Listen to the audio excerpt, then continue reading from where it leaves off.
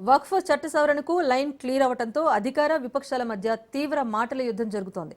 కేంద్ర మైనార్టీల వ్యవహారాల శాఖ మంత్రి కిరణ్ రిజిజు ఈ వక్ఫ్ చట్ట సవరణ బిల్లును లోక్సభలో ప్రవేశపెట్టారు. అయితే Congress, SP, left, Trinamool, MIM పార్టీలు తీవ్రంగా వ్యతిరేకించాయి. తమ సవరణలను తిరస్కరించారు అంటూ విపక్షాలు అసంతృప్తి వ్యక్తం చేశాయి.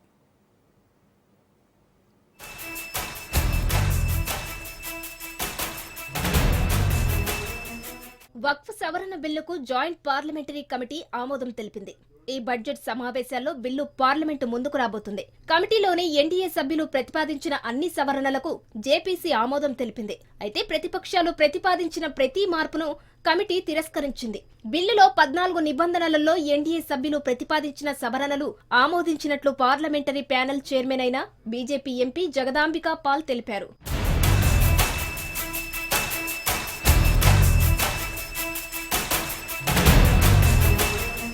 కాగా వక్ఫ్ సవరణ బిల్లుకు పరిశీలన కోసం ఏర్పాటు చేసిన ప్యానెల్ కు బీజేపీ ఎంపీ జగదాంబి పాల్ చైర్మన్ గా వ్యవహరిస్తున్నారు. ఆయన సమక్షంలో జేపీసీ కమిటీ సమావేశమైంది. విపక్ష ఎంపీలు సహా ఇతరులు మొత్తంగా 44 మార్పులు సూచించగా 14 సవరణలను కమిటీ ఆమోదించినట్లు ప్యానెల్ చైర్మన్ జగదాంబిక పాల్ వెల్లడించారు. ఈ సవరణలు చట్టాన్ని మరింత శక్తివంతంగా మారుస్తాయన్న ఆశాభావం వ్యక్తం చేశారు.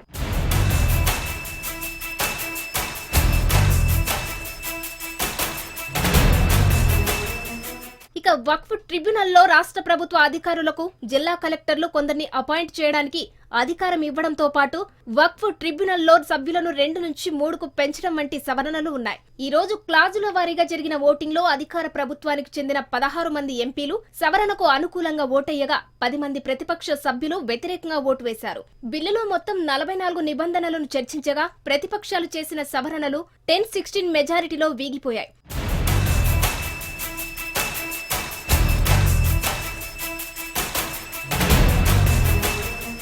ప్రతిపక్ష ఎంపీలు జేపీసీని విమర్శిస్తున్నారు. జగదాంబికా పాల్ ప్రజాస్వామ్య ప్రక్రియను అణగదొక్కారని ఆరోపించారు. ఆయన నియంతృత్వ ధోరణితో వ్యవహరించాలని టీఎంసీ ఎంపీ కళ్యాణ్ బెనర్జీ అన్నారు.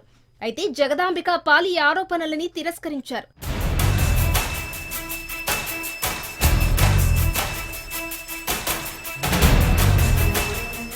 వక్ఫ్ బోర్డు నియంతృత్వానికి వ్యతిరేకంగా బీజేపీ ప్రభుత్వం వక్ఫ్ బిల్లును ఆగస్టు 8న కేంద్ర మైనార్టీ వ్యవహారాల మంత్రి కిరణ్ రిజిజు లోక్సభలో ప్రవేశపెట్టారు. ముందుగా ఈ బిల్లును శీతాకాల సమావేశాల్లో ప్రవేశపెట్టాలని భావించినప్పటికీ వివరణాత్మక పరిశీలన కోసం మరింత గడువు పెంచారు.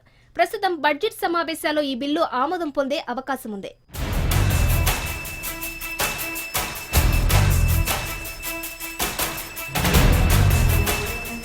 కాగా సెంట్రల్, స్టేట్ వక్ఫ్ బోర్డుల్లో తప్పనిసరిగా మహిళలకు ప్రాతినిధ్యం కల్పించాలని బిల్లులో కేంద్రం పేర్కొంది. వక్ఫ్ ఆస్తుల నిర్వహణపై పర్యవేక్షణ బాధ్యతను జిల్లా కలెక్టర్లకు అప్పగించాలని ఈ బిల్లులో ప్రతిపాదించింది.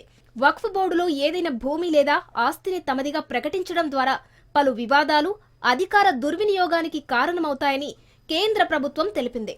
బిల్లు చట్టరూపం దాల్చితే వక్ఫ్ బోర్డులు ముందులాగా ఏ ఆస్తిని స్వచ్ఛందంగా తమ ఆస్తిగా ప్రకటించుకోలేవు.